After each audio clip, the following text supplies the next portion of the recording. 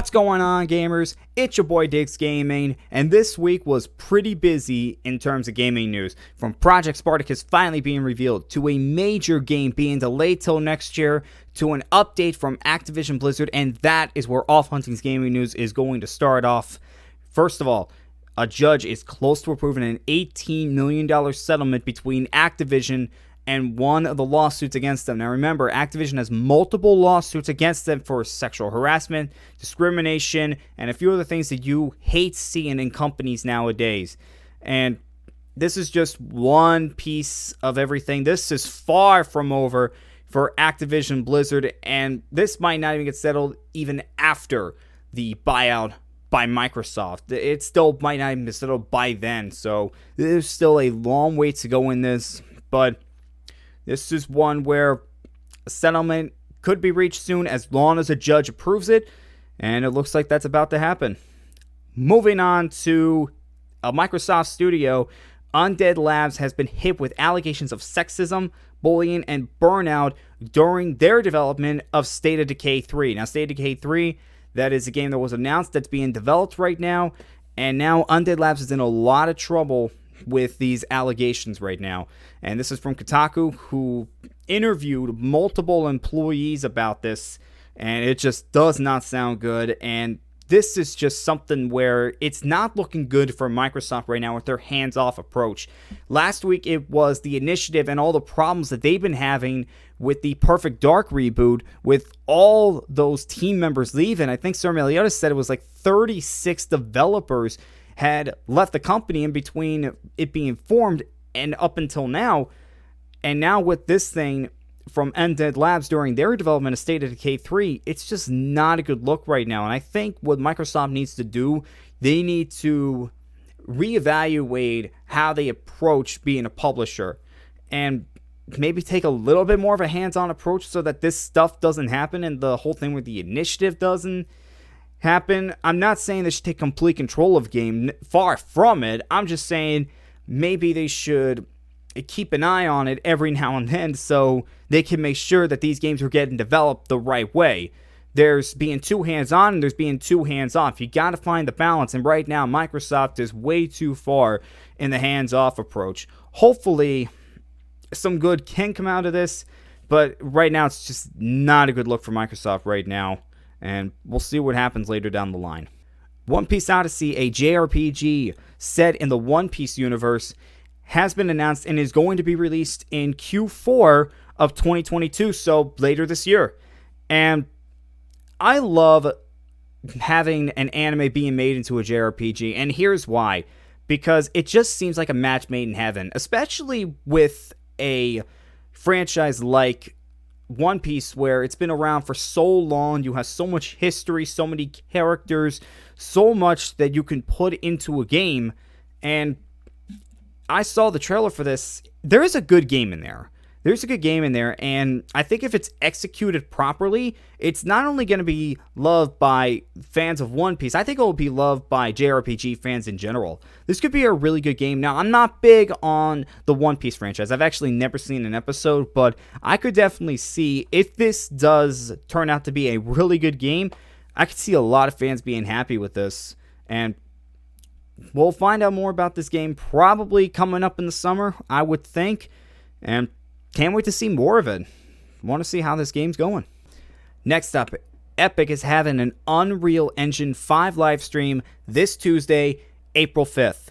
And the Unreal Engine 5, this is just the one where a lot of people are just so hyped up for. We just cannot wait for a game to be made in this. I mean, we've seen the demos from the Unreal 5 engine. We saw that Matrix demo, and really, the Unreal 5 engine just looks like it's going to push games to a whole new level.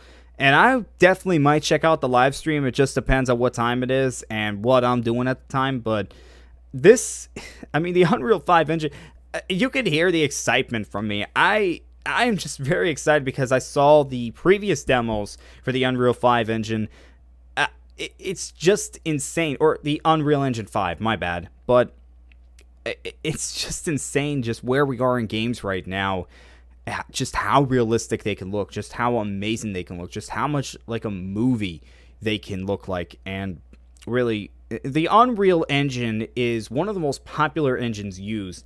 I mean, right now you're seeing The Witcher now being made with the Unreal Engine. You've seen a lot of games over the years being made by the Unreal Engine. You see a lot of indie teams make a game in the Unreal Engine, and the reason is because, one, it just makes games look amazing, and it's also one of the easier engines to work on, and that's unbelievable.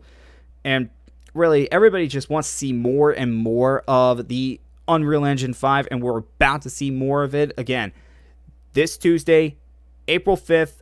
Not sure on a time, but we will be seeing an Unreal Engine 5 live stream, and again, I cannot wait for that.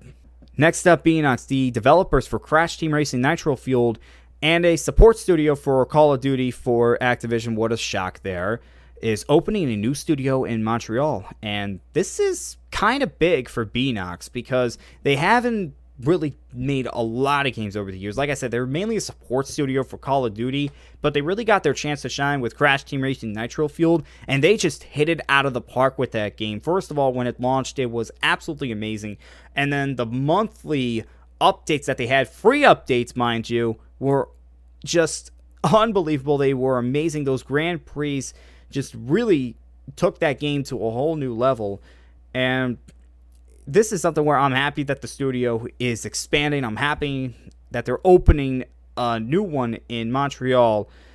And I want to see what this team can really do when you really just let them work. And hopefully when Microsoft ends up completing the purchase of Activision, we get to see Beenox making more games. And this might be the first step to it. But yeah, Beenox expanding and opening up a new place in Montreal. Next up, some sad news. The Legend of Zelda Breath of the Wild 2 has been delayed until spring of 2023. Now, this is disappointing, but it was not really unexpected because we hadn't really seen too much of the game for the longest time. We've seen some teasers, but we haven't really seen too much of the gameplay. Haven't really seen enough of it to really think that this game was going to come out this year, but this was one of the most hyped games. Actually, might have been either the most hyped or the second most hyped game of 2022, and now it's being pushed back to 2023, and it is a little disappointing, but like I said, it's not unexpected. I mean, we have seen a lot of delays lately, and to me, if you have to delay a game to make sure that it comes out looking the way you want it to look, running correctly, then I am all for it. I don't have a problem with this. I know it's disappointing for a lot of people, but if you want your games to come out and they absolutely play how you want them to play, sometimes it has to happen, and this is just the case. But hopefully with this delay, The Legend of Zelda Breath of the Wild sequel does become the game that we all think it can be. Next up, E3 has been officially canceled for this year. Now, this is very, very disappointing, because E3, we have seen so many great moments. We have seen so many great game announcements. We've seen so many great things from E3, and it looks like this is the end of E3, and that's just a real shame because we know how big it was. But the problem was E3 was on a downhill slope the past few years. I mean, you saw publishers and developers backing out of E3. Sony was one of the first ones to do it. I mean, Sony's been doing their own thing for the past few years now. I don't think Microsoft or Nintendo were at E3 the previous year. And really, we know Microsoft's doing their own thing this year. We can assume PlayStation's going to be doing their own thing this summer.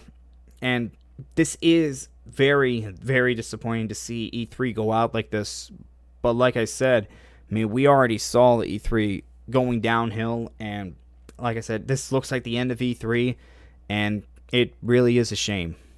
However, Summer Game Fest is coming in June, and the Summer Game Fest Twitter page shared this, that Summer Game Fest will only be in the month of June, specific dates to be announced.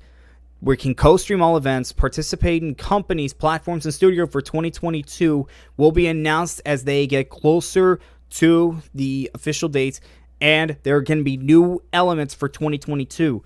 Now, this is really the time to shine for Summer Game Fest because E3 is not going to be there. Jeff Keighley really has a chance to establish Summer Game Fest as something that you want to see every year. Last year at Summer Game Fest, we got the first look at the Elden Ring gameplay. We got the first look at the Elden Ring world, and that was big, but there was also some meh in between there. So we'll see what Jeff Keighley has in store for Summer Game Fest. This could be something that is really good this summer, but we have to see how it does. And really, it's going to be interesting to see what they do. And you know what? I can't wait for Summer Game Fest. I want to see what they're up to. All right, I kept you guys in suspense long enough. Let's talk about Project Spartacus. Finally revealed, PlayStation Plus, PlayStation Now, coming together. You can choose from 3 different options, and yes, they were Essential, they were Extra, and Premium. Now, Essential, that's pretty much PlayStation Plus right now with the free games, downloads, cloud storage, online multiplayer. So there's no changes for PlayStation Plus members at this time. Even the prices, they are the same. Now, PlayStation Plus Extra, which now that I'm looking at this might be the one that people really pay for the most. This might be the one that people get the most of. And some other people did agree with that, and I do see that because right here you get a catalog of up to 400 of PlayStation 4 and PlayStation 5 games. And yeah, that's a lot of games. And for the price, it's $14.99 monthly, $39.99 quarterly, and $99.99 yearly. And then you have PlayStation Plus Premium, which has everything that I just talked about, also including up to 340 additional games, with PS3 games being available via cloud streaming and a catalog of PlayStation 1, PlayStation 2, and PlayStation Portable games. And of course, offers cloud streaming. There are limited game trials. And for the price of that, it's $17.99 monthly, $49.99 quarterly, and $119.99 yearly. Now, for PlayStation Plus Premium, that's actually less expensive than Game Pass Ultimate. That's pretty cool. That is pretty cool. And for those that don't have cloud streaming, there is actually a thing called PlayStation Plus Deluxe. That's going to be available for those that don't have cloud streaming. And also, if you have PlayStation Now, right now, you are going to be automatically rolled into PlayStation Plus Premium. That sounds really good, but there were some people that were complaining about this. I think the number one complaint from a lot of people when you compare this to Game Pass is that there's no day-and-day releases. But again, PlayStation just can't do that. Microsoft takes a loss every time they do that with a first-party game. And PlayStation just can't do that. Microsoft makes most of their money outside of the video game market. Whereas PlayStation, the reason they got as big as they did, well, really Sony, the reason that Sony got as big as they did, was because of the video game market. So really, Sony can't really do day-and-day releases. Now, another thing is that PlayStation 3 games are only available via cloud streaming, and we all know the problem with streaming games. Not everybody has a stable enough internet connection to really do that, but again, the PlayStation 3 generation, and Sony has said this, it was a complete disaster, and it's just really hard to emulate. Even some PCs have problems emulating games. However, there are rumors going around that Sony is working on emulation for PlayStation 3 games, so that could be something that we see later down the line. We don't know what could happen later down the line. We just know what we were told at this point. We don't even know the games that we're getting. But head of PlayStation, Jim Ryan, said that every major publisher will support the new PlayStation Plus games library. That's a bold statement. But if that's true, then we could be in for some really, really good games. Now, for the PlayStation Plus collection, that is going to stay on there for the time being. However, Persona 5 is leaving the PlayStation Plus collection in May. We don't know the reason why. We just know that it will be leaving the collection. So if you have not added it to your library yet, go ahead and add it. I've already done that, so I don't have to worry about that. But if you have not added Persona 5 to your library, you should go do that before May. Now, I was talking to some of the other members of the Off Hunting crew, and Storm Meliodas said that this is a good competition for Game Pass, which I agree with, and he also likes the fact that PlayStation Now members get rolled into the PlayStation Plus Premium, and again, I like that too. But he also said that themes need to be brought back, which, you know what, I agree with that as well. And then KB said that she might only get Essential because she doesn't really see the value of paying for the other tiers for games that she might not play, which, you know what, that's completely fair. If anybody wants to just stay at Essential, that's perfectly fine. Me personally, I might get Premium because I want to play some older games. I want to play some of the older games because during those generations, PlayStation made some absolutely amazing games. And one thing that Jim Ryan has said, that he does not think game subscriptions are going to dominate like Netflix and Spotify. And it does actually make sense because I'm looking at this chart right now of the top subscription service. Netflix is at 214 million subscribers. PlayStation Plus is only at 48 million. And then Game Pass is at 25. Now, that is actually unofficial because Xbox does not really release figures. But right now, it just doesn't seem like subscriptions is the way to go. He's thinking more live service games are going to be more profitable than a subscription service, which, you know what, it does make a little bit of sense for the time we're in right now. But things do change, and anything can happen. Literally anything can happen. Alright guys, that was the Off Hunting Gaming news for this week. As always, I am Diggs Gaming, and we will see you guys next time.